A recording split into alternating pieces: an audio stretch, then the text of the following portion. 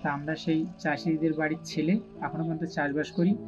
বাবা চাষ যখন করতো তখন দেখতাম কোনো সার ব্যবহার করতো না, কিন্তু এখন সার না দিলে আর ধান হচ্ছে না।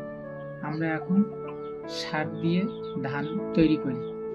ছড়াতে গিয়ে দেখি একদিন আমার হঠাৎ মাথা টাথা ঘুরছে, আমি জমিতে পড়ে যাই। আগে এত পরিমাণ সার ওষুধ লাগতো না, এখন যেভাবে লাগছে।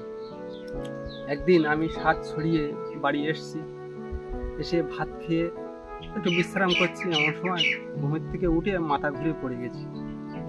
কাজ করতে করতে মাঝে মাঝে মাথা ঘুরে আসতো, কিন্তু অতটা গুরুত্ব দিতাম না। আমি মনে করতাম রোদে কাজ করলে এরকম হয়, কিন্তু বাড়িতে যেবারে ফেলেছে খুব মারাত্মকভাবে ফেলেছে।